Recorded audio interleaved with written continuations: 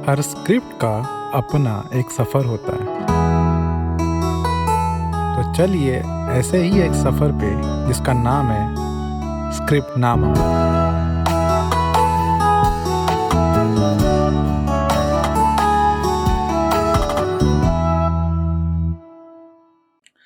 Hello and welcome to the fourth episode of Script Nama season 2, एक ऐसा podcast जो कहानी के पीछे की कहानी सुनाता है। और आज हमारे साथ जो राइटर है उनकी मैं क्या ही तारीफ करूँ। For me he is the Farhan Akhtar of web world. He is a dashing young man with immense talent. He writes, he directs and he acts, and I am sure if he start to sing he can sing well as well. So please welcome on our show the writer of series Tabbar, mister Harman Wadala. Welcome Harman, how are you? Thank you Aadesh, thanks a lot. काफ़ी अच्छा लग रहा है, काफ़ी डरा हुआ भी है जितनी आपने तारीफ कर दी है उसके बाद अभी जो आप सवाल पूछने वाले हो उसके हिसाब से अच्छे जवाब दे दूं बस।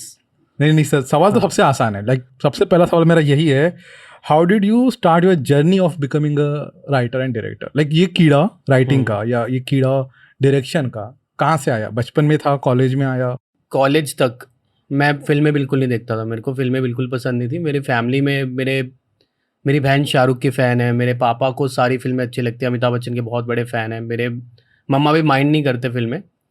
तो मेरी फैमिली में सबको फिल्में देखना पसंद था। मेरे पापा अभी भी हमारे घर पे अगर कोई आता है ना, तो अभी पंजाब में कैरी ऑन जट्टा वगैरह फिल्में लगी होती हैं, तो एक बार खुद देख के आएंगे पूरी फैमिली, उसके बाद घर पे कभी भी गेस्ट आएंगे उनको दोबारा ले जाएंगे, तीसरा गेस्ट आएंगे तो 10-10 बार देखेंगे वो एक ही फिल्म। और ये बचपन में मेरे साथ हुआ है DDLJ में 4-5 बार, DDLJ 4-5 बार हम साथ हैं, और कोई काम नहीं था, घर पे आए हैं, शहर घुमा दिया, 2 दिन हो गए, तीसरे दिन फिर चलो फिल्म देखने चले गए। तो ये बहुत होता था, तो मेरे को कभी मज़ा नहीं आता था। You were the odd man out. I was तो मेरे को ऐसा लगता था कि ये क्या टाइम वेस्ट हो रहा है, मैं घर पे खेल लेता, मैं वीडियो गेम खेल लेता, मैं दोस्तों के साथ खेल लेता, ये क्यों ले जाते हैं बार बार एक ही चीज़। और मेरे को वो मोमेंट्स याद हैं कि वो फिल्म का कुछ कुछ पार्ट याद है जहाँ मैं बोर हो रहा था कि क्यों है इतनी बड़ी स्क्रीन पे क्यों देखने आ जाते हैं। तो ये तब तक चलता आ रहा था। फिर कॉलेज में जाके मेरे साथ कुछ हुआ कि पापा एक्चुअली सिविल इंजीनियर है। ओके। और हम लोग बहुत ही ऐसे हम्बल बैकग्राउंड है अमृतसर में। तो पापा सिविल इंजीनियर थे, तो उन्होंने बोला कि तू भी इंजीनियरिंग कर और कल को हम लोग अपनी कंस्ट्रक्शन कंपनी खोलेंगे। उनका वही प्लान था शुरू से। और मेरे को भी मैथ्स में ज़्यादा मैथ्स ज़्यादा अच्छी नहीं लगती थी, साइंस फिर भी थोड़ी बहुत ठीक थी 10th तक क्योंकि CBSE था बोर्ड एग्ज़ाम, और एक लिमिट थी साइंस और मैथ्स में। तब तक सिर्फ नंबर्स थे, अलजेब्रा नहीं आया था उतना घुस के। 11th में मेरे को अपनी औकात समझ आ गई कि ये पापा को कुछ और ही पापा के जीन्स नहीं आए मेरे में। AIEEE क्रैक किया तो उसमें थापर यूनिवर्सिटी मिल गई। तो थापर यूनिवर्सिटी में मेरे को लगा कि कौन सी ब्रांच लूँ। फिर मैंने देखा पापा ने सिविल इंजीनियरिंग कर रखी है, ईजी होगी तो मैंने भी वो उठा ली कि चलो सिविल इंजीनियरिंग करेंगे। और पहले सेमेस्टर में समझ आ गया कि पापा बहुत इंटेलिजेंट है, पापा बहुत स्मार्ट है भाई, मैं तो बहुत नालायक हूँ घर के।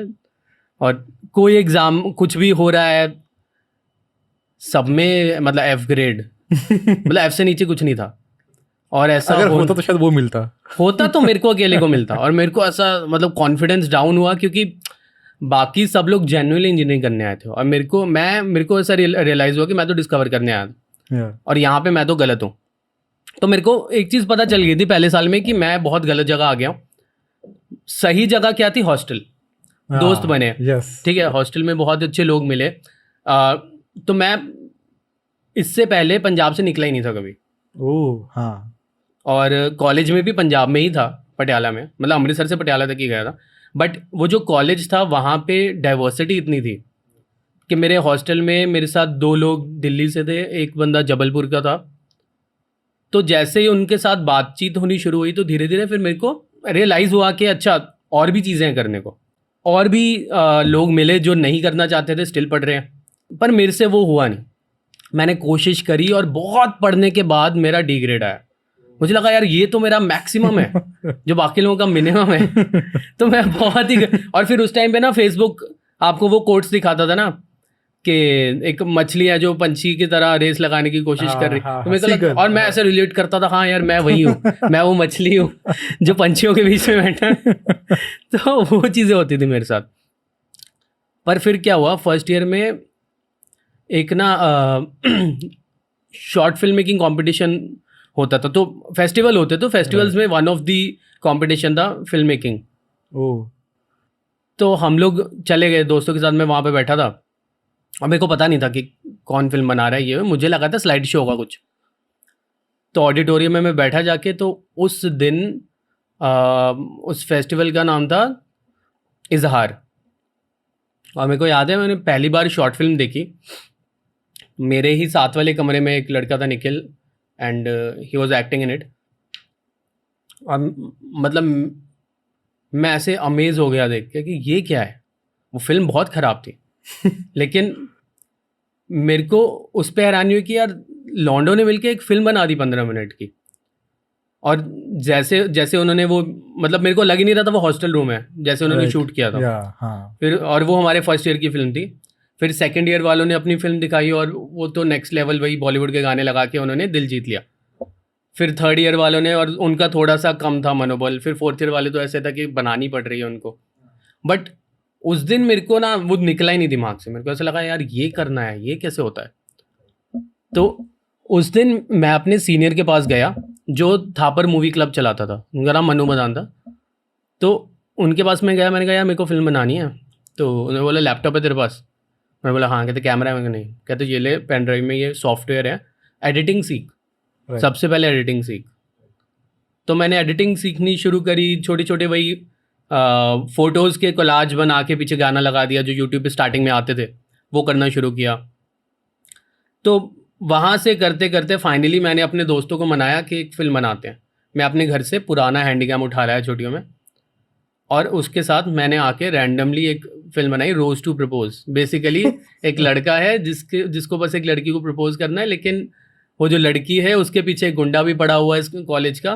तो वैसे करके हमने बहुत ही ऐसे रैंडम दोस्तों को लेके, और मेरे को था कि मैं हीरो भी बनूंगा, ठीक है, डायरेक्ट भी करूंगा, लिखूंगा भी मैं, हीरो भी मैं ही बनूंगा, और वो सब कर रहा था मैं। तो वो करके हमने एक फ़िल्म बनाई, और बस अपने ही आसपास 10 लोग बैठ के बनाते थे, देखते थे, हंसते रहते थे सारी रात। हम ही लोग थे, व्यूअर्स भी हम ही थे।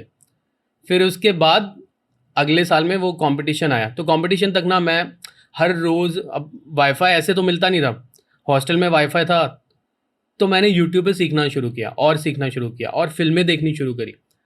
तब फिल्में समझ आनी शुरू हुई। उस पॉइंट के बाद से ऐसे लगा कि मैं क्या मिस कर रहा था। मतलब पुरानी से पुरानी फिल्में देखनी शुरू की, जो मेरी बहन अकेले में देखती रहती थी और मैं गुस्सा होता था, मैंने वो फिल्में देखनी शुरू की। उसको क्यों अच्छी लगती थी, क्यों वर्क कर रही थी वो, शाहरुख क्यों स्टार है, अक्षय कुमार कैसे कॉमेडी करता है। फिर फिल्म मेकर्स के बारे में पढ़ना शुरू किया। फिर अनुराग कश्यप के वही हर फिल्म मेकर जैसे फ़ैन हो गया था उस टाइम पे। डेवडी देखी, मेरे को लगा ये है भाई, ये है फिल्में तो ये बना रहा है, हम सब तो मजाक कर रहे हैं। यस। फिर नोलन आ गया, तो नोलन तो सबका ही बाप है। हमने इंसेप्शन देखी, हमने बोला हाँ तू ये भाई, तू गॉड है, ठीक है, होगा स्टैनली क्यूब्रिक अपने टाइम पर, तू है हमारा। तो वो टाइम आया। फिर धीरे धीरे फाइनली मैंने 2-3 शॉर्ट फिल्म्स बनाई, कंपटीशन के लिए भी बनाई। प्रॉब्लम यही हो रही थी कि मैं अभी तक सब कुछ कर रहा था। हाँ, मैं अभी भी एंड पे मेरे को था कि एक्टिंग तो मैं करूंगा ही, हीरो तो मैं ही हूँ, ठीक है। उसके अलावा लिख 4-5 लोग मिल के रहे थे। डायरेक्ट मैं बीच में किसी को दे देता था कि हीरो तो देखो मैं हूँ, चलो ठीक है, एडिट भी मेरे को ही करना है, मुझे पता है कितना रोल मैं अपना रखूंगा, कितना काटूंगा। तो वो करते करते 4-5 फिल्में बनी, लेकिन उस साल में हम लोग हार गए, थर्ड आए। तो मेरे को ना हार्टब्रोकन यार। वो ऐसा हुआ कि मेरे को लगा यार मैं इतना तो कर रहा हूँ, इतना, मैं तो सिर्फ फिल्म, बाकी लोग तो इंजीनियरिंग भी कर रहे हैं, हाँ। मैं लोग सिर्फ फिल्म मेकिंग कर रहा हूँ यहाँ पे, तो मैं क्यों नहीं कर पा रहा। And that was the time मैंने बोला इस बार मैं एक्टिंग नहीं करूँगा, इस बार मैं सिर्फ टफ कॉल, मैं सिर्फ लिखूंगा और डायरेक्ट करूँगा। और वही हो रहा था कि मैं ना जो शॉर्ट फिल्म बना रहा था वो साईफाई और उसमें विजुअली इफेक्ट्स जो मेरे को वो होता है ना, ट्रांजिशन सीखे थे, वो मेरे को सारे डालने थे उसमें। फिर जब मैं किसी फिल्म को जीतते देखता था, मैंने कहा इसने कुछ भी नहीं किया, इतनी सिंपल स्टोरी है इसकी, तो लोगों को मजा आ रहा है, मैं इतना दिमाग लगवा रहा हूँ लोगों का, लोगों को नहीं देखना वो। तो फिर मेरे को रियलाइज हुआ क्योंकि कुछ सिंपल, बहुत ही सिंपल आइडिया चाहिए, बहुत कॉम्प्लिकेट मत करो। राइट। और उस दिन रियलाइज हुआ सिंपल बनाना बहुत टफ है। Yes, true. सिंपल सोचना सबसे ज़्यादा टफ है। पर लगा अपने पास टाइम था, तो फाइनली सेकेंड ईयर में जाके मैंने एक फिल्म बनाई, उसका नाम था a stroke of fate. Stroke of feet, fate fate. वही, उस टाइम में कॉम्प्लिकेटेड नाम रखने का ज़माना था, मैं नॉर्मल भी रख सकता था, किस्मत। हम नोलन के फैन है ना, सीधा हाँ, नाम कैसे रखेंगे? सीधा तो रख ही नहीं सकते, पर वो एकदम सिंपल फिल्म थी, मैंने कहा कुछ तो कॉम्प्लिकेटेड होना चाहिए, नाम कॉम्प्लिकेटेड रख देते। तो फाइनली वो फिल्म फर्स्ट आई ओह, कॉलेज में। तो उस दिन फिर मेरे को लगा कि ओके, अब भाई फिल्म मेकर अब बन गया समझ में है। आ गया कि क्या चल रहा और उसी साल आई थी 3 इडियट्स। तो मैंने पापा को बोला, पापा है। मेरे को इंजीनियरिंग नहीं करनी। पहले तो 3 इडियट दिखाई उनको, ठीक है, हमेशा वो दिखाते, इस बार मैं लेके Context गया, set किया। 3 इडियट्स दिखाई, बहुत खुश हुए। तो उन्होंने मेरी फिल्में देखी थी, तो फिल्म देख के वो बोले तेरे को तो फिल्म मेकिंग करनी होगी ना। अब मैंने हाँ। और रात को वही पंजाब में जैसे होता है ना, रात को सब भाई मिलके ये लोग दारू पी रहे थे, तो पापा के साथ बैठा कि पापा मेरे को इंजीनियरिंग छोड़नी है, मेरे को फिल्म मेकिंग करनी। कहते हाँ हाँ, तेरे को जो अच्छा लगता है वो करना, क्यों इसमें पढ़। मैंने हाँ सही है। पापा मान गए। अगले दिन मैं सोच रहा हूँ कॉलेज क्यों ही जाना है, अगले दिन मंडे था, अब मैं सो रहा हूँ सुबह तक। पापा बोले तो ट्रेन थी, ट्रेन है, उठ उठ। तो मैंने बोला रात को बात हुई तो अपनी, मैं छोड़ रहा हूँ। मैं फिल्म मेकिंग कर रहा हूँ। कहते क्या? और डिग्री, भाई डिग्री ला चुपचाप, उसके बाद देखेंगे ये सब। और वही उनके लिए इतनी नई चीज़ थी ना। अगर मैं बोल देता मेरे को डॉक्टर बनना है, हाँ हाँ, तो उनको लिए होता है हाँ ठीक है, अब एटलीस्ट मेडिकल कॉलेज देखना शुरू कर। Right. फिल्म मेकिंग के लिए क्या करना है किसी को नहीं पता, किसी को नहीं पता। मेरे को भी नहीं पता। मैं वहाँ पे बैठा देख रहा हूँ कि मैं गूगल कर रहा हूँ, फिल्म स्कूल्स आ रहे हैं, वहाँ पे जाना कैसे, इतने महंगे हैं, और वहाँ पे कोई बताने के लिए नहीं है। आपको इकलौता ये करियर है जिसके बारे में कोई कैसे बताएगा पंजाब में। तो फिर फाइनली मैंने कॉलेज में अपने दोस्तों से बोला कि यार ऐसे करके है, मेरे को तो मन नहीं है। तो उन्होंने बोला एक काम करते हैं, नेक्स्ट सेमेस्टर हमारा दिल्ली में ना ट्रेनिंग होगी। तो दिल्ली गए ट्रेनिंग में, वहाँ पे जाके मैंने एक कोर्स किया, कुछ 5 वीक्स का कोर्स था, वीकेंड्स पे, something like India film project type ही था, कुछ और नाम था उसका, Indian Institute of Moving Images हाँ, ये था। तो मेरे को लगा अच्छा ये इनसे बात करता हूँ, इनके कोर्स अटेंड करता हूँ, फिर एंड पे तो बोल ही देंगे कि हाँ इसको असिस्ट कर लो, ये कर लो।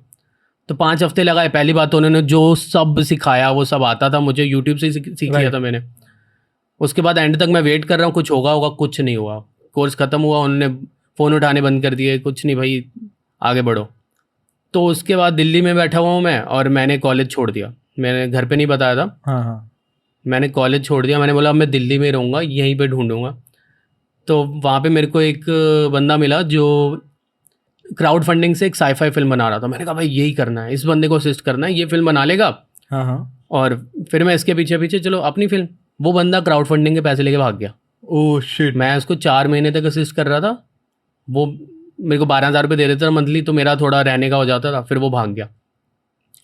तो ये हुआ, और ये 2013 हो गया था तब तक। और बाकी लोगों की कॉन्वोकेशन हो रही है, घर से फ़ोन आ रहा है कि कॉन्वोकेशन है।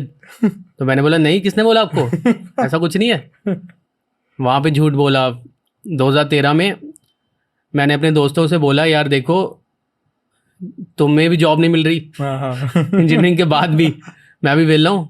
तो मैंने ना जो इंडियन स्कूल ऑफ ये मूविंग इमेजेस से जो सीखा था, मेरे को लगता है मैं ना वो सिखा सकता हूँ। ओह, तो हमने एक कंपनी बनाई, वाइब्रेंट स्कूल ऑफ आर्ट्स, और मैंने स्कूलों में जाके वो सिखाना शुरू कर दिया। डायरेक्ट स्कूल ही खोल दी। हाँ, डायरेक्ट स्कूल खोल दिया। और स्कूलों से मैं जाके हम लोग टाइप कर रहे हैं कि आप बच्चों को जो हर साल वो होता है ना अपना एनुअल फंक्शन, तो उसमें एक फिल्म और एक प्ले होगा। ओके। वो बच्चों, तो टीचर्स को लगा कि हाँ यार ये तो काफ़ी लुक्रेटिव है, बच्चों को देखेंगे पेरेंट्स की उन्होंने फिल्म बना ली, वो फिल्म में हैं तो बड़े खुश होंगे। राइट। वो बोले हाँ सही है, बट पैसे नहीं देंगे इसके। अरे। तो बोला यार ये तो फेल हो गया बिजनेस, मैंने तो इतना पैसा दे दिया था ये सीखने को, ये तो कुछ भी नहीं दे रहे। और फिर भी 3-4 महीने वो फ्री में करते रहे। फिर एक दिन लगा कि यार क्या कर रहा हूँ मैं फिल्म मेकर बनने निकला था, पापा के फ़ोन आ रहे हैं, मैं अभी भी झूठ बोल रहा हूँ कि नहीं डिग्री मिल जाएगी, हो जाएगा। फिर एक दिन मेरे को याद है सुबह फ़ोन आया पापा का कि तेरे कॉलेज से फ़ोन आया था, और मैं वहीं स्कूल्स में धक्के खा रहा था कि इस होप में कि शायद अगला स्कूल पैसे दे दे पुरानी फिल्म देख के। तो पापा का फ़ोन आया, तो वो बोले कि यार तेरे स्कूल वाले बोल रहे हैं कि कॉलेज वाले बोल रहे हैं तूने कुछ एग्जाम्स नहीं दिए, ऐसा वैसा बोल रहे हैं। तो उस दिन फिर मैं पकड़ा गया। तो फाइनली फिर उस दिन कन्फ्रंटेशन हुआ पापा से। उसके बाद फिर मेरे को लगा यार कि अब तो पता चल गया घर पे, और अब भी अगर 100% नहीं दिया तो फिर कब दूंगा। And that was the time मैं वापस दिल्ली गया। वो कंपनी छोड़ दी, मैंने अपने दोस्तों को बोला यार तुम कर लो कंटिन्यू, मैं तो जा रहा हूँ। तो मैं वापस दिल्ली गया, फिर एक बंदा ढूंढा असिस्ट करने के लिए। एट दैट टाइम लकीली मेरे को अर्नाब कुमार मिले। Okay, TVF owner. टीवीएफ से, और मैं टीवीएफ बहुत फॉलो कर रहा था उस टाइम पे, कॉलेज के टाइम से 2012 में शुरू हुआ था उनका। तो मेरे को अर्नाब कुमार मिले एंड उनको मैंने कुछ अपने वीडियोस दिखाए, फिल्में दिखाई, और उनको ना एक वीडियो बहुत अच्छी लगी। मैंने शेरलॉक की पैरोडी बनाई थी, तिरलोक। तो उन्होंने तिरलोक देखा तो उनको लगा यार ये बहुत सही कैरेक्टर है। तो मैंने बोला हाँ हाँ ऐसा कुछ करते, कहता ऐसा कुछ करते हैं यार, ये एक काम कर, तू मुंबई आएगा? मैंने कहा हाँ मैं आ जाऊँगा। अच्छा ठीक है, फिर मैं तेरे को कॉल करता हूँ। ठीक है, 2 महीने हो गए, मैंने कहा कॉल नहीं आया उनका। फिर मैंने उनको मैसेज किया फेसबुक पे कि हेलो सर, ऐसे करके तिरलोक बनाया था ये वो। और मैं दिल्ली में था, मेरे को याद है मेरे पास पैसे नहीं थे कुछ भी, और मैं अपने दोस्त के घर पे था। मैंने अपने घर से मंगवाने तो बंद कर दिए थे। तो मेरा दोस्त था साहिल, वो उस टाइम पे गेट की तैयारी कर रहा था, और वो भी टीवीएफ का बहुत बड़ा फ़ैन था। तो मेरे को अर्नाब का रात को मैसेज आया कि ब्रो एंथू है तो उनको कल गोवा आ जा, तो करते हैं काम। मैंने कहा ठीक है। अब आप दिल्ली में थे? तो मैं दिल्ली में था। तो मैंने दोस्त को बोला कि भाई ऐसे करके मेरे को गोवा जाना है, कितने पैसे तेरे पास? तो उसके पास कुछ 600-700 रुपये थे, और मेरे पास कुछ भी नहीं। मैंने बोला देख एक काम कर, मेरे को 600 रुपये दे, मैं गोवा जा रहा हूँ, और वहाँ जाके फिर मैं लौटा दूंगा तेरे को थोड़े। तो बोला क्यों जा रहा है? मैंने कहा ऐसे टीवीएफ के लोग हैं उनसे मिलना। तो वो भी खड़ा हो गया कि मैं भी जाऊँगा। तो हम लोग देख रहे हैं, रात को कुछ 10:30-11 बजे थे, और मैंने टाइम देखा तो कुछ 11:45 की ट्रेन थी रात को। हम दोनों निकल गए बैग पैक करके गोवा, 700 रुपये लेके। हमने ट्रेन में जनरल ट्रेन की टिकट ली, हम लोग बैठ गए, और हम लोग अगले दिन शाम को गोवा पहुँचे। और वहाँ जाके पता चलता है ये तो मापुसा जाना है, मापुसा में कहाँ कैसे जाना है, आधा 1 घंटा लगेगा। फिर वहाँ से लिफ्टें लेनी शुरू की हमने। हम वहाँ पे पहुँचे होटल के बाहर, तो मेरे दोस्त ने बोला कि वो पक्का हमें पैसे देंगे क्या, मतलब यहाँ पे रहने के, अगर उन्होंने जूस के भी पैसे ले लिए हम तो ख़त्म, हम खाएंगे क्या, यहाँ पे रहेंगे कैसे? तो मैंने कहा भाई उनसे बोलेंगे ना कि हम गरीब लोग हैं। आपने बोला हम आ गए, ऐसा नहीं है। बट लकीली क्या हुआ कि टीवीएफ की पूरी टीम थी वहाँ पे, ये लोग छुट्टी मनाने आए थे। अच्छा अच्छा। तो हम लोग गए, और उन्होंने सब मिले, बहुत खुश होके मिले, और हम तो फैन थे सबके। राइट। ठीक है, तो अर्नाब से मिले, अर्नाब ने बोला कि क्या खाओगे, क्या पियोगे? हम कुछ नहीं बोल रहे कि नहीं कुछ नहीं, हम तो पेट भरा हुआ है, कुछ नहीं खाएंगे। हमें लगा कहीं बिल्कुल ना मरवा ले हमसे, कहीं टीटीएम ना हो जाए। हाँ। तो उन्होंने बोला अरे नहीं नहीं मैंगो जूस पियो, बहुत सही है। उन्होंने मैंगो जूस ऑर्डर कर दिया। तो मैंने ना अर्नाब को साइड में जाके बोला सर ऐसे पैसे नहीं है हमारे पास, आप जूस। कहते अरे भाई 2 दिन इधर हो, ऑन द हाउस है सब कुछ, छुट्टी मनाने आए हो, छुट्टी मनाओ। अरे अरुण इनको कमरा दिखा दो। हम खुश हो गए भाई, हमने कहा यार ओहो अच्छा ऐसा होता है क्या बॉम्बे में। तो 2 दिन उन्होंने पूरा घुमाया फिराया, हम 2 दिन गोवा घूम रहे हैं। उन्होंने स्कूटी दे दी हमें, और तेल भरने के पैसे दे दिए। तो हम लोग घूम फिर रहे हैं। फिर वहाँ से वो मेरे को बॉम्बे लेके आए। तो मुंबई आके मेरे को पहली चीज़ जो मेरा भ्रम दूर हुआ कि इससे पहले मेरे लिए डायरेक्टर भगवान होता था। फिर यहाँ पे आके पता चला कि नहीं, मैंने पहली बार जब नरेशन सुनी, समीर सक्सेना थे वहाँ पे। उन्होंने उस टाइम पे एक सीरीज चलती थी द मेकिंग ऑफ TMO। तो द मेकिंग ऑफ का एक एपिसोड था, उन्होंने वो नरेट किया, और जैसे उन्होंने नरेशन किया कि फ्रेम खुलता है, ब्लैक पे ये आवाज़ आती है, फेड इन होता है, एकता कपूर बैठी है, ये कर। मेरा उस दिन ऐसा हो कि अब डायरेक्टर को करना क्या है। ये नरेशन में तो मुझे सब पता चल गया, मुझे सब, अब मेरे को पता है ये 15 मिनट का एपिसोड कैसा दिखने वाला है, हर कैरेक्टर पता। अब डायरेक्टर को करना क्या है ये। मुझे तो लगता था कि कहानी, एक राइटर कहानी लेके आता होगा, सर ऐसे है कि एक लड़का एक लड़की है, उनको प्यार हो जाता है, उनको घर से भागना है, उनका बाप मना करता है, तो डायरेक्टर बोलता होगा अच्छा लेकिन मैं पहला फ्रेम ऐसा लगाऊंगा, कबूतर उड़ रहे हैं। मुझे लगता है ना ये होता होगा। राइट। तो यहाँ पे पता चला नहीं, सब कुछ तो राइटर ने सब कुछ ही लिख के दे दिया है। राइट। तो वहाँ से मेरे को एकदम वैसा लगा कि यार ये तो बहुत ही गलत परसेप्शन है ऑडियंस सारे के लिए। मिथ क्लियर होने लग गए, सारे मिथ। हाँ, उस दिन मेरे को मतलब जब होता था ना written by Salim Javed, right, तो तब मेरे को एक्चुअली उनकी मतलब अलग ही रिस्पेक्ट बढ़ गई कि यार बिल्कुल। ये हो रहा था क्या अभी तक? ये तो ऑडियंस को नहीं पता। मेरे पापा फैन है सलीम जावेद के, उनको भी नहीं पता कि ये हो रहा है। कि उन्होंने इतना कुछ लिख के रखा है हाँ। और वो बन रहा है। मतलब पेपर पे आपके पास सब कुछ है। डायरेक्टर जब वहां पे जाता है, उसका विजन चलो अलग बात है। डायरेक्टर, मैं बोलूंगा कि वहां पे जाके ना मेरी एक मिथ क्लियर हुई कि एक खराब फिल्म खराब स्क्रिप्ट की वजह से नहीं बनती। बाकी चीजें खराब हो सकती हैं, अगर स्क्रिप्ट अच्छी है ना तो वो फिल्म मिनिमम एवरेज बनेगी। ओके। अब जितना मर्जी एग्जीक्यूशन कितना भी खराब कर लो, अगर स्क्रिप्ट अच्छी है ना तो आप फिल्म को खराब कर ही नहीं पाओगे उतना। राइट। तो 5 साल मैंने टीवीएफ में लगाए एंड दैट इज हाउ मैं मतलब वहाँ पे शॉर्ट फिल्म्स तो नहीं थे, उसको स्केचेस बोल, बिल्कुल हाँ। स्केचेस थे, ब्रांडेड कंटेंट था। राइट तो राइट 6 महीने मैंने वहाँ पे सिनेमेटोग्राफी किया वैभव बंधु के अंडर। Yes yes. और उसके बाद one who did pictures pictures and and permanent he roommates. Was also music composer for. हाँ, अभी भी यस अभी भी करते हो। And that is how I ended up in TVF. और वहाँ पे मैंने डायरेक्ट करना शुरू किया, स्केचेस। एक्टिंग भी किया। एक्टिंग करनी पड़ी एक्टिंग करनी पड़ी क्योंकि टाइम मिल जाता था। राइट। थोड़ा सा भी टाइम होता था, लगता है यार बॉम्बे में ना चुभता है जब खाली टाइम बैठना। होता है ना आपके पास। हाँ, हाँ। वो चुभता है। पंजाब में नहीं चुभता था। बॉम्बे में ऐसा लगता है कि ये भी यूटिलाइज हो सकता है किसी तरह, ये भी कर लो। Right right. तो इसलिए मैंने वो जिजी वीरजी एक हमारा प्रॉपर्टी था, एग्जैक्टली। तो वो बनाना शुरू किया। बट मेरे को अंदर से ना वो भी लगता था यार डायरेक्ट क्यों नहीं कर रहा कुछ। स्केचेस डायरेक्ट कर लिए थे, 2 साल 3 साल हो गए। राइट। फिर फाइनली मैंने एक शो डेवलप करवाया था, वीकेंड्स। यस। तो वो स्केच कॉमेडी ही था। उस टाइम पे लव रंजन प्रोडक्शंस का एक शो आया था, लाइफ सही है। हाँ हाँ। तो लाइफ सही आया था, बहुत चल रहा था and it was majorly sex comedy. और हमें भी ऐसा लगता था कि हाँ यार यही ऑडियंस देखना चाहती है, तो कुछ ऐसा ही बनाते हैं। So that is how we ended up making weekends. Okay. But weekends पे भी वैसा हुआ कि लिख के रखा हुआ था, ब्रांड कोई आ नहीं रहा था। धीरे धीरे आया, तो 1 साल हो गया। तब तक कंटेंट स्टेल हो गया था। अच्छा। वो फील होता था मेरे को भी, क्योंकि तब तक ना, जब तक हमारा शो आया तब तक सेक्रेड गेम्स तक आ गया था। या तो सेक्रेड गेम्स ने ना गेम ही चेंज कर दी। बिल्कुल। तब तक टीवीएफ शोज बना रहा था, परमानेंट रूममेट्स, पिक्चर्स, बहुत बड़ी बात हुआ करती थी। बट जैसे नेटफ्लिक्स आया और उन्होंने सेक्रेड गेम्स बनाया, लोगों ने वेब सीरीज़ को सीरियस लेना शुरू किया।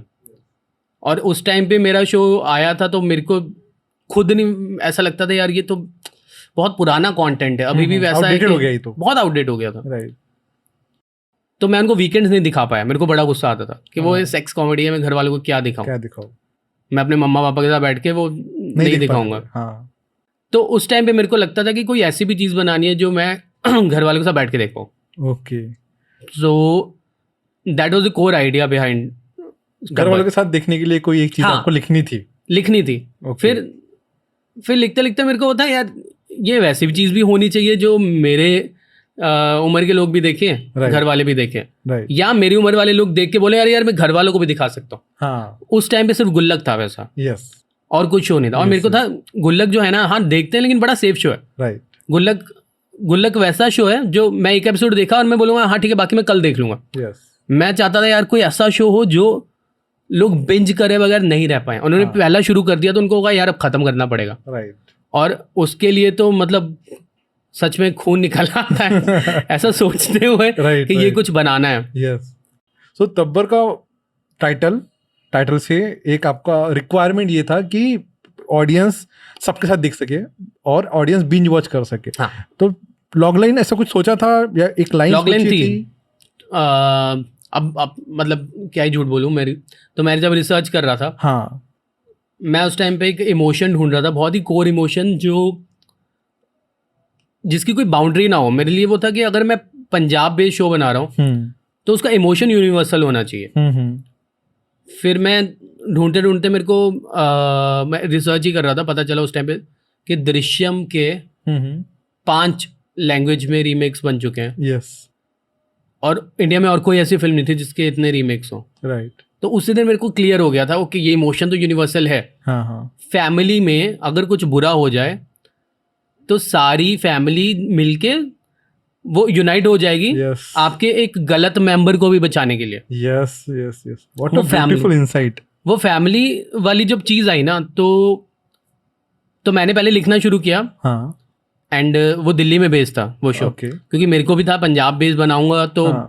बड़ा रीजनल हो जाएगा, लोग बोलेंगे यार ये तो पंजाब का कोई शो आया। मेरे को था नहीं, मेरे को पूरे इंडिया को दिखाना है, पैन Right. इंडिया शो होना चाहिए। राइट राइट तो मैं दिल्ली बेस्ड बना रहा था, पंजाबी फैमिली। हाँ हाँ उस टाइम पे उसका नाम था सिंह एंड सन्स, उनकी Singh and दुकान है Sons। Singh and sons. तो मैंने एक पायलट एपिसोड लिखा था जो मैंने सौरभ खन्ना को सुनाया, ओके और सौरभ खन्ना ने वो पढ़ा। ऑफ कोर्स 35 पेज लिख दिए थे, इसमें से हाँ, हाँ। उनको 34 गलत लगे। So first draft of the story, वो जर्नी में कितना टाइम लग गया था? सब मेरा प्रोसेस बहुत अलग है। हाँ तो आपका प्रोसेस बताओ, व्हाट हाँ, इज योर राइटिंग प्रोसेस? मेरा प्रोसेस इसलिए अलग है कि मैं पहले कहानी मैं बस म्यूजिक सुनता रहता हूँ, बीजीएम वगैरह, ओके और मैं फील करता हूँ कोई एक कैरेक्टर को। तो character work first?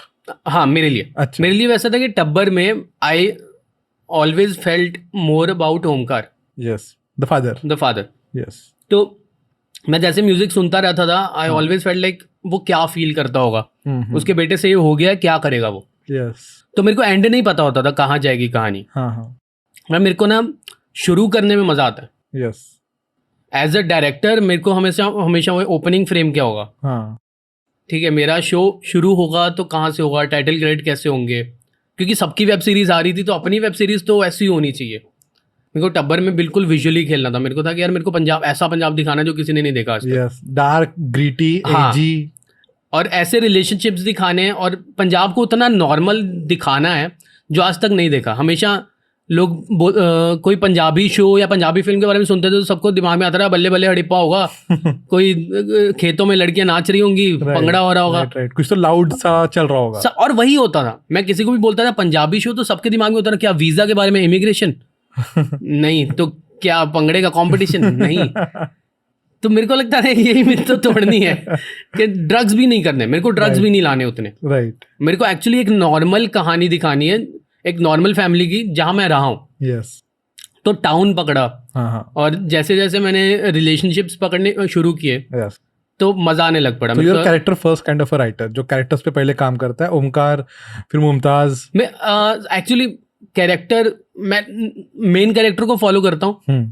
Main character को फॉलो करते करते जो ऑब्स्टेकल्स आते हैं, हाँ वो ऑब्स्टेकल्स के लिए मैं कैरेक्टर रेडी करता हूँ। बेसिकली ओह। कैरेक्टर्स ही ऑब्स्टेकल होंगे। हाँ हाँ आपके लिए जो ऑब्स्टेकल आएंगे राइट वो कोई कैरेक्टर ही लाएगा। यस वो प्लॉट में कैसे लाएगा, फिर वो प्लॉट बनता जाता है। राइट राइट तो इसलिए मैं हमेशा पहले पायलट रेडी करता हूँ। हाँ तो पायलट को मैं वैसे देखता हूँ जैसे ब्रांचेस होती है ना, हाँ कि अब कहानी इधर को निकलेगी हाँ और किसी एक जगह जाके इसको समेटना है, हाँ पर जब तक जा रही है जाने दो जाने दो अब ये कैरेक्टर क्या करेगा। तो मैं मतलब मैं कोई टिपिकल सेट ऑफ फॉर्मूला नहीं फॉलो करता जो बाकी राइटर्स करते हैं, जहाँ जैसा उनको सिखाया गया है। हाँ हाँ तो मैंने आज तक जैसे फिल्में देखी हैं हाँ मैं वैसे फॉलो, मैं शोज की तरह भी नहीं करता उनको। मैं बहुत फिल्म वाला स्ट्रक्चर ही रखता हूँ शोज में भी, राइट कि एक डेफिनेटिव एंड होना चाहिए। चाहिए अगर वो हुआ, हाँ उसके बाद अगर मेरे जो कैरेक्टर जिंदा है जो मैंने नहीं मारे, उनको फिर मैं सेकंड सीजन में देख लूंगा क्या करना है उनका। राइट तो बहुत ही वैसा सीरीज वाला नहीं है कि मैं अगर ये कैरेक्टर है मैं हाँ। इसको अगले सीजन में, देखो ब्रेकिंग बैड में इसको हाइजनबर्ग बना दूंगा, मेरा हाइजनबर्ग पता नहीं पहले सीजन तक बचेगा कि नहीं। राइट आपका सब कुछ अनप्रेडिक्टेबल होता है because you are discovering as you are writing हाँ, and you are driving with the characters, like Omkar is driving the entire story Yeah. and other characters are joining them, right? ये actually process है ये भी ना, क्योंकि आप पहले main character को फॉलो करते जाते हो, फिर धीरे धीरे ना बहुत लेट रियलाइज होता है। ये आई डोंट नो बाकियों का भी होता होगा, मेरे को बहुत लेट रियलाइज हो गया बाकी लोग भी भाई पपेट्स नहीं है, ये भी इंसान है। Right. फिर उनको फॉलो करना शुरू करो Yes. तो उनके अलग ट्रैक निकलने शुरू होते हैं। Yes. उनकी और- बैक स्टोरी, हाँ, उनके ट्रेट्स। और ये बहुत स्टेजेस में होता है। Yes. तो इसीलिए लोग जब बोलते हैं कि 15 दिन में फिल्म लिख दो या 30 दिन में, 30 दिन तो मेरे को सिर्फ समझने में लग जाएगा ये स्क्रैच करने में लग हाँ। जाएगा कैरेक्टर्स को। कहाँ जाना है, किधर जाना है। Right. तो मेरे को तो मैं अभी 1 साल लेके चलता हूँ भाई। Yes. मेरे को 1 साल लगेगा। हाँ अगर शो बना रहे हो 1 साल, फिल्म है तो कम से कम 6 महीने। राइट अगर मैं, क्योंकि मेरे को वो बहुत, मेरे को अपने नाम से बहुत डर लगता है कि मेरा नाम खराब ना हो जाए। खराब ना हो जाए। True true. वो टब्बर के टाइम पे मेरे को ये पता था लोगों को पसंद आएगा, चलना नहीं चलना पता नहीं, हाँ पर लोग देखेंगे तो बोर नहीं होंगे, बुरा नहीं लगेगा एंड में कि Right. 8 एपिसोड के लिए टाइम वेस्ट कर दिया। राइट। और वही मोटिव था बस। और तब्बर में इतने सारे कैरेक्टर्स हैं, like Omkar the fighting father, Mumtaz the loving mother, Happy the good son, Tegi the bad son, Lucky the good cop, Palak the sweet girl, and then there is Multan, the scary guy. Then there is the character Ajit Sodi, the politician. इतने सारे characters को आपने जब लिखा, which one was the toughest for you to crack in terms of यार इसका voice मिलना चाहिए, या इसका आर्क आपको थोड़ा सा लगा कि यार? सरगुन जो मम्मी थी। अच्छा। वो पूरा शो लिखने के बाद आपको रियलाइज होता है कि जो फीमेल कैरेक्टर है ना, वो लिखना बहुत टफ है, क्योंकि आप उसको ना देख ही वैसे रहे होते हो कि सोसाइटी में जो आज तक इंग्रेन्ड है ना दिमाग में, या उसके हिसाब से आप उसको वैल्यू भी कम देते हो। Yes, for some reason. मतलब मैं मम्मी की तरह भी देख रहा हूँ, लेकिन मैं उनको एक्टिव ही नहीं कर रहा। हाँ। कि कहीं नहीं मम्मी यहाँ तो क्या कर लेगी में है। हाँ, मम्मी क्या ही कर लेगी।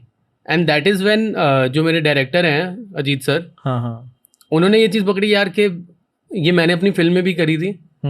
उन्होंने फिल्म बनाई थी fire in the mountains. Okay. तो उन्होंने वो स्पेसिफिकली उसके लिए बनाई थी, फीमेल कैरेक्टर को लीड रख के, कि उनको भी सीखना था। तो उन्होंने मेरे को वो बहुत सही चीज़ सिखाई कि यार मम्मी गायब है, मम्मी लिटरली बस वो है फ्रेम में, मम्मी को कुछ करना चाहिए। यस।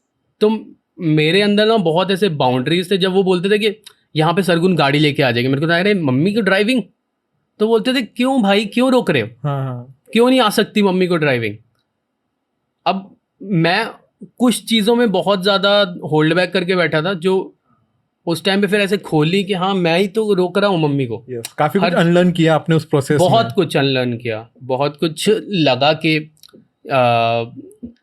राइटिंग के बारे में इतनी चीज़ें थी हमेशा अपने दिमाग में ना, for some reason male character, क्योंकि हम मेल की तरह सोचते हैं, वही कैरेक्टर ही रखते हैं सामने। राइट। तो जैसे ही फीमेल को मेल की तरह आप उसको सोचना शुरू करो कि यार वो भी अपनी लाइफ की हीरो है, अपनी फिल्म की हीरो वो है। Right. Even as a mother, right, उसके हाथ में क्या क्या है, वो क्या क्या नहीं कर सकती। जैसे ही वो सोचना शुरू किया तो वो शो में इक्वल हो गया। जो पलड़ा अभी ओमकार के लिए भारी था ना, भारी था कि मम्मी सिर्फ रोकती रहती थी, मम्मी ताने मारती रहती थी, नहीं मम्मी एक्शन भी ले रही है। या वो हमें पायलट एपिसोड में ही दिखता है। एंड द वे वो सन ने ऐड करवाया था वो सीन, जब मम्मी को वो बोलता है कि जाके गैस बंद करके। तो मेरे ड्राफ्ट में था वो मम्मी जाती है गैस बंद करके आ जाती है। And that was the time sir ने बोला नहीं, अगर माँ होगी ना, माँ जाके उसके बस में जो वो करेगी वो बेस्ट करेगी। हाँ, तो उसने वो मिर्ची डाली।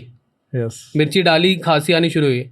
फिर मैंने वो सोचा, हाँ, फिर उन्होंने बोला नहीं वो चाकू भी उठा के लाएगी। मैंने कहा नहीं, चाकू नहीं उठा के लाएगी। इतना ऐसा कहते तेरे बेटे को जब कोई पकड़ेगा ना तब पता चलेगा तेरे को। And that was the time कि ओके चाकू लेके आई। और उससे क्या हुआ ना, चीजें और भारी हो गई। मम्मी भी पार्ट बन गई उसका। बिल्कुल। अभी सिर्फ बेटा नहीं है, दो जाने जेल में जाएंगे। यस। टब्बर, ये टाइटल कहाँ से आया और किसने दिया? तो मेरा टाइटल था जो मेरे को पसंद था, वो था सिंग एंड सन्स। वो था काफ़ी एक हैप्पी टाइटल जिसके लोग क्लिक करते ये सोच के कि कुछ अच्छा है। और फिर सोनी में जब शो हम शूट कर रहे थे तो उस टाइम पे उनकी बात सही थी। उन्होंने पॉइंट रेज किया कि यार टाइटल में ना मम्मी मिस हो रही है। Oh, Singh and sons. तो उस टाइम पे फिर बहुत नाम उछाले, happy family, family comes first, family matters, तो वैसे करके नाम आ रहे थे। तो हम थे कि तो मैं और अजीत सर हम लोग अड़े हुए थे, नहीं यार सिंग एंड सन्स बेस्ट है, मत करो ये सब। तो उन्होंने बोला नहीं, सिंग एंड सन्स बहुत कॉमेडी नाम लगता है। तो मैंने कहा अच्छी बात है ना, लोग क्लिक तो करेंगे। तो बोले कि नहीं, फैमिली को पंजाबी में क्या बोलते हैं? मैंने कहा टब्बर।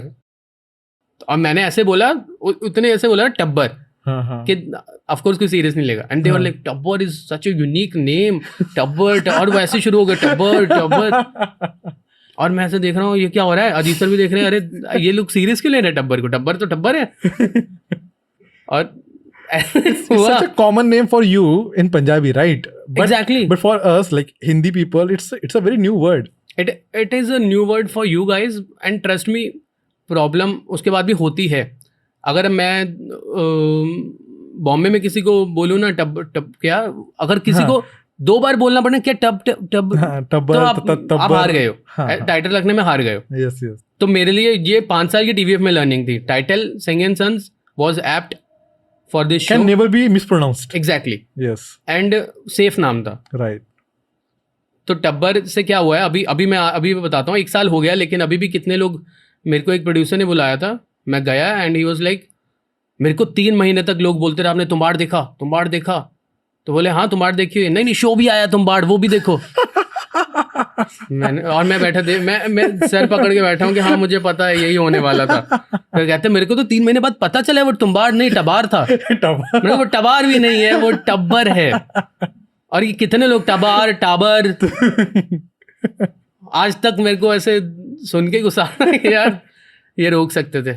सिंह एंड संग को कोई गलत नहीं बोलता। हाँ, सिंह एंड संग Yes, को कोई या गलत फिर नहीं सिंह एंड संग को कोई सिंह इज किंग भी नहीं बोलता। कोई नहीं बोलता, नाम से भी पता चल रहा था सिंह एंड सन्स में पंजाबी होंगे। या टब्बर इज लाइक फौदा, राइट। उतना ही एक अजीब वर्ड है कि कोई मुझे बोले फौदा देख, कहाँ का है भाई फौदा? टब्बर भी इजराइली है क्या? True true true. Now coming back to your writing, right, आपने पायलट पे क्रैक करना, अपने पायलट पे काम करना स्टार्ट किया, हाँ जी। राइट। उसके बाद बाकी के एपिसोड आपने तुरंत लिखे या पहले पिच किया? What came first? 24 drafts, 24 drafts, क्योंकि हर रोज मैं इसमें कुछ नया सीखता था। मेरे को लगता था अरे यार ये तो होना रहेगा। चाहिए, हाँ, ये तो होना चाहिए। तो तो मैं हर रोज आके उसमें चेंज करता था। हर 5-6 हफ्ते बाद मेरे को बस पढ़ने में मजा आता था, राइट। कि ये पढ़ के मेरे को ऐसे विजुलाइज करने में मजा आता था कि यार ये तो नहीं, वो देखना पढ़ने है। में बहुत मजेदार है, मैंने पढ़ा है। The detailing is so beautiful that you can actually visualise each and every frame and the way you have edited it also, like आपका जो एडिटिंग है। All thanks to Saurabh Khanna. वो उनको ना, उनके अंदर भरा पड़ा है क्राइम ड्रामा। उसके बाद 3 सीन है, 3 फ्रेम्स है, सीन्स है जहां हमें पता ही नहीं चल रहा है कि भाई वहां पे हुआ क्या। गैस फटी, वो एक आपने शॉट ले लिया, 2-3 अलग-अलग shot. Something I learn from Vince Gilligan. या ब्रेकिंग बैड में आपको जब भी आपको एक हाई नोट पे एपिसोड खत्म होता है ना, हाँ, आप जल्दी से जाते हो अगले एपिसोड में, हाँ, और वो कोई और कहानी चल रही है और आप बैठे हो कि क्या ये क्या है, एकदम रेगिस्तान में बिच्छू क्यों चल रहा है, कौन है ये लोग, और आप फिर भी बैठे रहते हो क्योंकि आपको उसका आंसर जानना है। एग्जैक्टली। और वो 10-15 मिनट ना आपके ले लेगा ये नई कहानी शुरू करने में, और फिर वो उस पॉइंट पे आएगा, हाँ, और फिर वो कंटिन्यू करेगा और आप अच्छा ठीक है। What was the process of writers room for Tabbar? Because there are multiple writers also. हाँ जी। तो जब पिच हो गया था शो, अच्छा, पहले पिच हो गया था। मैंने स्टोरी खत्म कर दी थी, अच्छा, लिख दी थी, पायलट खत्म हो गया था। At that time I approached my 2 co-writers, okay, Sandeep Jain yes, and another one is mister Roy. उसका पूरा नाम नहीं लेते हम, इज लाइक वोल्डेमॉर्ट, उसका हम नाम नहीं ले सकते पूरा। सो ये दोनों को मैंने पायलट भेजा था, और ये लोगों को इसलिए, इन्होंने भी पहले कुछ क्राइम वगैरह कुछ नहीं किया हुआ था, बट इनको शोज अच्छे लगते थे वो। अच्छा। और मेरी इनसे कभी बात होती थी तो हम लोग डिस्कस करते थे। तो मैंने इनको बोला कि यार देखो शो ग्रीनलिट हो गया, हाँ, ठीक है, रेडी है, ये है पायलट, ये है कहानी, यही रहेगी, कुछ नहीं चेंज होगा, राइट, क्या आना चाहते हो? And they were like why not, yes. तो वो आए, और तब से बहुत, मतलब उनके साथ बैठ के भी हम लोगों ने ये एज फैंस लिखा है। हम लोगों ने कभी ऐसे नहीं लिखा कि हम लोग राइटर्स हैं। हम लोग रोज बैठ के ना, हर रोज 4-5 घंटे जैमिंग करते थे करके। मैं जैसे वो देख रहा हूँ मनी हाइस्ट देखा, कुछ एक पॉइंट अच्छा लगा, अरे यार ये क्या सही खेला है इसने, मैं उसी टाइम कॉल करता था इनको, यार ये वाला पॉइंट देखना, यहाँ पे कितना सही किया, अपने शो में करें क्या? अपने शो में अपने स्टार्ट कर दी। और हमारे पास क्योंकि ऐसा नहीं कि ये किसी शो का पार्ट था, टब्बर वाज एंटायरली न्यू, प्लेग्राउंड थी। हम लोगों ने क्या क्या नहीं डाला, हम लोग लिटरली ऐसे थे, इसमें आधा ब्रेकिंग बैड होगा, आधा मनी हाइस्ट होगा, आधा बेटर कॉल सॉल होगा, लोग बोलेंगे कि भाई ये तो ये था। और फिर करते करते, क्योंकि कैरेक्टर्स ओरिजिनल थे, कैरेक्टर्स हैड वॉइस, वो चीजें ऐसे समेटी गई कि हमें लगा ये तो ओरिजिनल बन गया कुछ। बिल्कुल। एंड तक हमें ही लगा था कि ये हम तो ब्रेकिंग बैड बनाने निकले थे, कुछ और ही बन गया।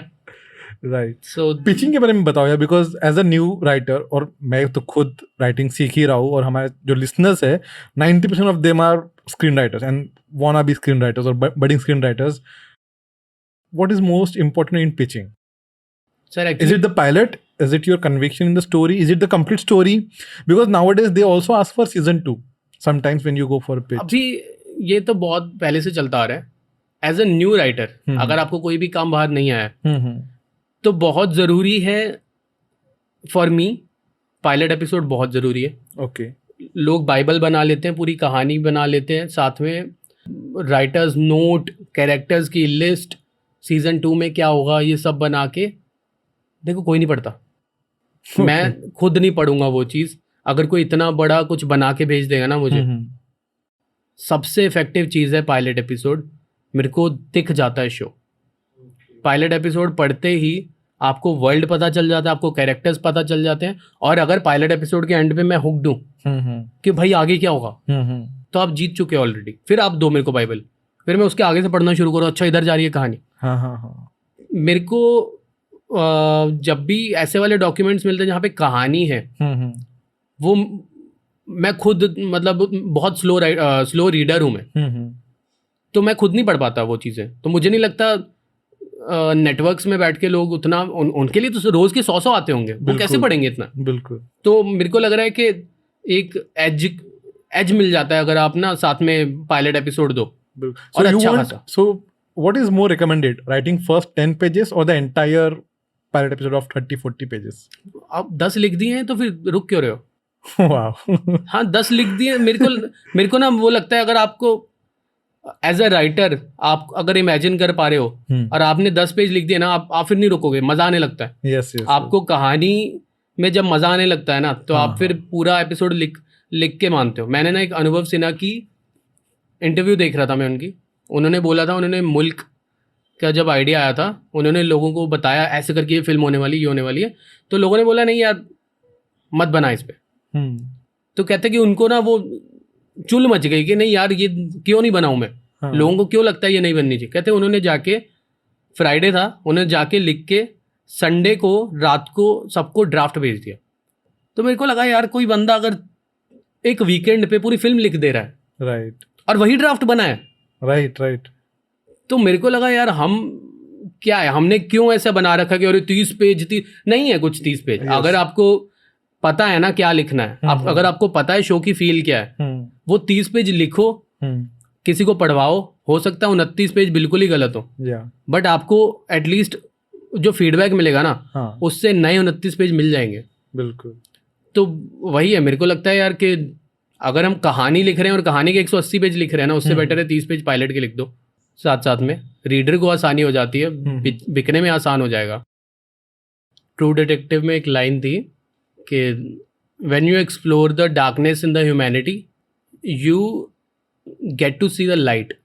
ऐसे करके एक लाइन थी, मैंने कुछ तो गलत बोला शायद, बट वो जो एक पॉइंट था ना, मेरे को ना ह्यूमंस की जो डार्कनेस है उसको एक्सप्लोर करने में इतना मजा आने लग पड़ा था ना उस पॉइंट पे. यस. जस्ट टू सी के एक सिविलाइज्ड पर्सन को आप किस पॉइंट पे ब्रेक कर सकते हो.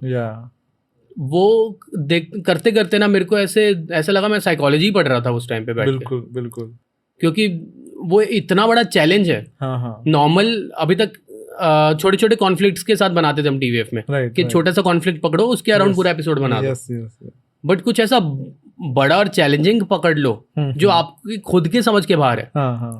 वो करते करते तो फिर मेरी पूरी 1 साल जो पढ़ाई हुई है ना, उतना मैं 4 साल में कॉलेज में नहीं पढ़ा था. जितना मैं उस साल 7 साल में पढ़ रहा हूँ. मैंने पंजाब के पुलिस वालों को इतना तंग किया है. मैं किसी शादी में गया था और वहाँ पे पापा ने इंट्रोड्यूस करवाया कि ये अंकल हैं, ये कोई तो एसपी थे. जो मैंने उनसे ऐसे सवाल पूछे, उनको लगा मैं कोई मर्डर करके बैठा हूँ. मैंने लिटरली उनसे पूछा कि अगर मैंने आप सर अगर कहीं गोली चली है, आप क्या सर पे जो गोली बजी है स्कल में, उसका शेप देख के बता दो कि कौन सी गन से भरी है. क्या पुलिस ऐसा कर पाती है? क्या अब मैं पूछ रहा हूँ कौन से टाइप की गन्स होती हैं. क्या आपके पास ऐसी भी गन है जो लाइसेंस नहीं है, अगर आप मर्डर कर दो तो क्या आपके ऊपर शक जाएगा? क्या वो गन का कुछ भी आप तक ट्रेस हो पाएगा? वो ऐसे उन्होंने बात ही करनी बंद कर दी मेरे से कि पता नहीं ये कोई साइको किलर आ गया है, ये कैसी बात कर रहा है. और मैं उनको बार बार बता रहा हूँ कि मैं एक्चुअली रिसर्च कर रहा हूँ, ये वो है, लेकिन मैं देख रहा था, मैं उनको, और क्या था वो कुछ भी बोलते थे मैं साथ साथ में रिकॉर्ड कर रहा था, तो और लग गई उनकी कि ये तो ऐसी चीजें निकलवा रहा है मेरे से, कल को मेरे को सस्पेंड ना करवा दे।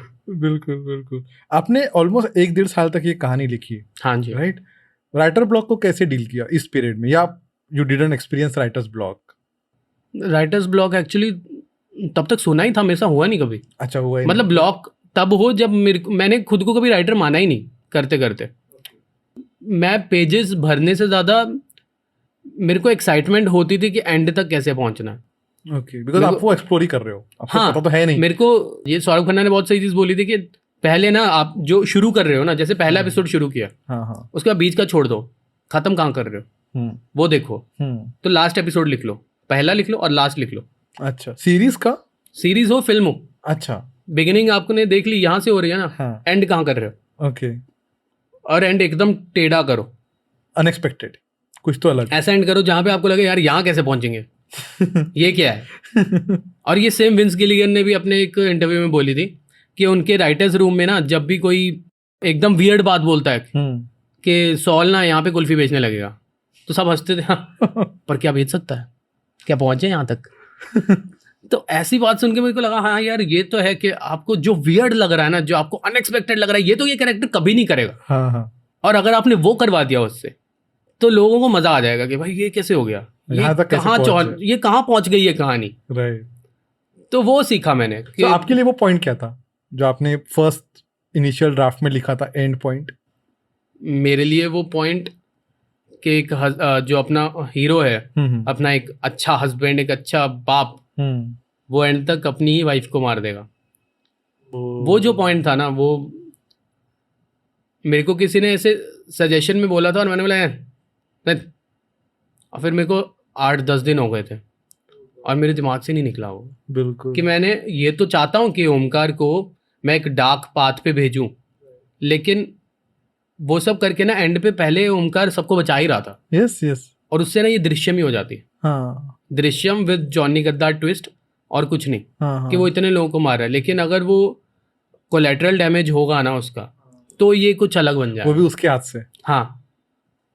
तो वो जब मैंने संदीप और रॉय को भी बोला था ना कि एंड यहाँ है, तो उनको भी ऐसा हो गया पागल है, हमें सीजन 3-4 तक लेके जाएंगे इसको। हाँ, मैंने कहा तब लेके जाओगे ना जब ये चलेगा, राइट। ये चलेगा इसलिए क्योंकि यहाँ इसमें ये हो रहा है। अगर कोई एंड तक देखेगा ना, ये पॉइंट है जिसकी वजह से लोग बात करेंगे शो की। यस, और वो रह जाता है। मेरे जो कैरेक्टर्स हैं, ओमकार, सरगुन, हैप्पी मैं हूँ घर का। तो हाँ यार, मैंने पूछा ही नहीं, like which are the characters like got inspired from your real life? मेरे फैमिली है, बस मैंने अपनी बहन को नहीं लिया यार। ये उनको बताने के बाद उन्होंने आपको तो नहीं देखा? मैं बताता हूँ, हमने इसको तो मैंने जब शो रिलीज हुआ ना, तो मैंने उनको बोला कि ये शो आपके ऊपर है। तो उन्होंने देखना शुरू किया, तो पहले एपिसोड में मर गया, चलो ठीक है। और जिस दिन रिलीज हुआ था ना, रात को 12 बजे रात को बैठ गए थे सब। तो लास्ट एपिसोड तक जैसे पहुंचे, तब तक मेरे घर वालों ने मान चुके थे कि ये हम ही हैं। और लास्ट एपिसोड में ना मेरे पापा ऐसे, खत्म हुआ शो, क्रेडिट्स आने शुरू हो गए और मेरे पापा उठ के अंदर चले गए। अब मेरे मम्मा ऐसे देख रहे हैं, तो मैंने कहा क्या हुआ? मैं रिएक्शन देख रहा था कि यही तो है, इसी के लिए तो आप एंड तक बैठे थे। अब मेरे पापा बोले नहीं यार, एंड अच्छा नहीं था, ये गलत किया, ये गलत हो गया। और मेरे पापा जाके सो गए, उन्होंने बात ही नहीं कर रहे मेरे से। उनको लगा ये मेरे बारे में ऐसा सोचता है। और मेरे मम्मा जाके बैठे हैं, और मेरी बहन को भी बहुत डार्क लगा। तो मेरे भाई को तो पता था, उसने स्क्रिप्ट पढ़ रखी थी, उसी ने रैप किए हैं 2। क्योंकि कैरेक्टर उसी के ऊपर बेस्ड है, वो रैपर है घर पे। अच्छा। तो फ्रेश वॉइस थी एकदम, तो डायरेक्टर को भी लगा हाँ यार ये परफेक्ट है गाने। तो मेरे पापा जाके अंदर सो गए, मैं पापा के पास जाके बात कर रहा हूँ कि क्या हुआ, आप नहीं हो ये? कहते नहीं, पर जो भी है गलत तो हुआ। मेरे मम्मा बोले नहीं क्या करता, और ओह वाह, मम्मा ने ऐसा बोला। हाँ, मम्मा बोल रहे कि क्या करता और आप ही बताओ, पूरा परिवार जाता, वो तो रुक ही नहीं रही थी। और पापा बोल रहे नहीं, स्टिल बांध देता, कुछ करता, ये करता। तो फिर पापा ने सो गए। फिर पापा ने, मेरे को याद है, पापा ने तब उसके बाद एक बात नहीं करी।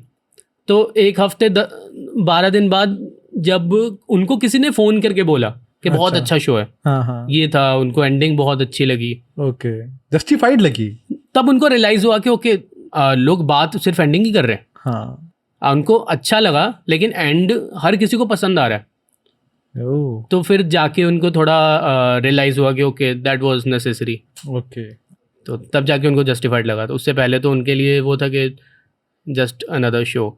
yes yes no it is that kind of a show which stays with you for quite some time. Before we end our show, हाँ जी। I just want to have one small thing from you कि यार नए screen writers ने क्या देखना चाहिए, क्या पढ़ना चाहिए, जिससे उनकी थोड़ी सी नहीं, को मतलब कुछ चीज़ें उनकी अनलर्न हो या कुछ चीज़ें वो नई सीख सके। मुझे आपकी अनलर्निंग कैसी हुई? हाँ, आप ये बताओ। मुझे लगता है कि सबसे पहले तो आप हर किसी के ना अपने अपने फेवरेट शोज होते हैं। राइट किसी को फ्रेंड्स पसंद है, किसी को How I Met Your Mother पसंद है, किसी को मेरे जैसे को फार्गो और ब्रेकिंग बैड पसंद है। तो हम लोग ना हर बार, ये टीवीएफ के दिनों से होता आ रहा है, हम लोग हर बार देखते हैं और बोलते हैं एक दिन इंडिया में जीओटी बनेगा, एक दिन इंडिया में ब्रेकिंग बैड भी बनेगा। कौन बनाएगा? तुम्हें पसंद है, तुम बनाओ ना। राइट तो मेरे को वो चीज़ रियलाइज़ हुई जब हर कोई बोलता था, फिर मैं भी वेट करता था कि यार चलो ठीक है कोई तो बनाएगा। और जब नहीं आ रहा ना, मतलब कोई नहीं बना रहा, अच्छी बात है भाई, तुम बना दो उठ के, टाइम लगेगा, आपको जो पसंद है पहले वो रिक्रिएट करो। ओके ये मेरी लर्निंग है कि आप अगर आपको फ्रेंड्स पसंद है, आप फ्रेंड्स लिखना शुरू करो, पर ऑब्जर्व करके, इमेजिन करके नहीं। That's a very nice line. ये है जो मैंने सीखा है कि मैं बैठ के हम दोनों के बारे में बातें लिखूंगा, वो इमेजिन करके मैं आपका कैरेक्टर कुछ और ही बना दूंगा। अगर मैं ऑब्जर्व करूंगा, हाँ तो ऑब्जर्व करके ना मेरे को आपका कैरेक्टर समझ आना शुरू होगा। मैं जब टब्बर लिखने बैठा था, तब पहली बार मैंने अपने घर वालों के बारे में सोचना शुरू किया। So that was the time मेरे को रियलाइज़ हुआ उनकी जर्नी। तो आप कोई बात करोगे, आपके पापा क्या रिप्लाई करेंगे ये आपको पता है, क्योंकि आप इतना जानते हो। राइट वो चीज़ जब आप करते हो, आप जिनके साथ, बेसिकली क्या होता है ना, हम लोग बैठ के अगर धोनी पे फिल्म बन रही है तो लोग फिल्म मेकर जाके धोनी के साथ बैठना शुरू करते हैं, उसको देखते हैं कैसा चलता है, ये करता है, वो करता है, बात कैसे करता है, ठहराव कितना है, हेलीकॉप्टर शॉट कैसे मारता है, और फिर वो फिल्म अच्छी बनती है। लोग क्योंकि धोनी को जानते हैं, तो वो जो फिल्म देखते हैं उनको लगता है भाई सुशांत सिंह ने बहुत सही किया। राइट ये हर राइटर को करनी चाहिए, जिस कैरेक्टर के बारे में वो लिख रहा है ना, वो पहले तो उसको ऑब्जर्व करे।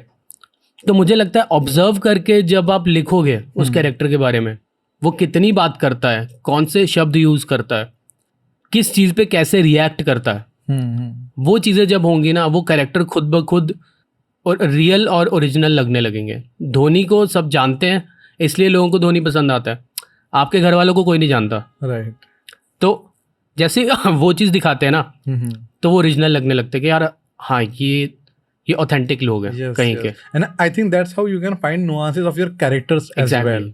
वो देखना, वो एक में को टॉन्ट देना या खुन्नस देना, और भाइयों में जो आपने बहुत अच्छे से दिखाया है कि छोटे भाई को इज्जत ही नहीं है अपने बड़े भाई की, उसके लिए अपना बड़ा भाई मतलब पैसे उड़ा रहा है, मेरा पापा इस पे पैसे उड़ा रहा है, मेरे पे कुछ नहीं कर रहा है। तो वो एक होता है भाइयों में, वो जो मोमेंट था ना कि हैप्पी पापा को बोलता है कि हाँ मैंने छोड़ दिया था राइट यूपीएससी, वो मेरा पर्सनल मोमेंट था पापा के साथ। And that was the reaction. पापा ने बोला ही नहीं, गाली नहीं दी, और ओमकार भी वही करता है। वो लगता है गुस्सा है, कुछ बोलेगा एंड ही सेज कोई गल नहीं, चल उठ, ठीक है he has made peace with it. And that's what fathers do. मैं इमेजिन करके जब लिख रहा था, तो मैंने वहाँ पे 10 लाइनें डाल दी थी कि तेरे को बताना चाहिए था, ये करना चाहिए था। और तीसरे ड्राफ्ट में जब मैं सोच रहा, मुझे लगा नहीं, वैसे इतनी चीज़ें चल रही हैं स्टोरी में, और वो जो कैरेक्टर है उसके लिए अब ये चीज़ मैटर नहीं करती। He is a man of few words. Exactly. और जिस पॉइंट पे आप पहुंच गए हो स्टोरी में, वहाँ पे ये चीज़ मैटर नहीं करती अब। बिल्कुल, he has to deal with bigger things. Exactly. और वही फादर्स हैं, उनके पास बहुत कुछ है करने को, आप ये नहीं कर पाए, ठीक है कुछ और कर लो, पहले इससे तो बाहर निकलो जो हमने भी रायता फैलाया है। तो मेरे लिए हाँ वो लर्निंग थी कि इमेजिनेशन से ज़्यादा observation. So thank you, Herman. Thank you for coming to our show, taking your time out. I can definitely say this has been one of the best conversation I had with any writer. The fun conversation, and I literally I'm taking too many lessons with me to my home, and I hope that makes me a better writer, and that helps our listeners as well. Thank you. Thanks a lot Adish for inviting me. और मैं घर पे bore होता रहता हूँ, मैं freelancer हूँ। तो मेरे को काम ही तब आता है जब घर पे कुछ होता है या घर वालों को नहीं भी जरूरत होती, मैं चला जाता हूँ बोझ बनने उनमें। तो thank you, thanks a lot. Thank you for listening to our episode. We hope you enjoyed it and found some answers and insight. If you liked it, please subscribe the show and share it with your friends. You can also follow us on Instagram for regular updates. Details mentioned in the description. Thank you for your time.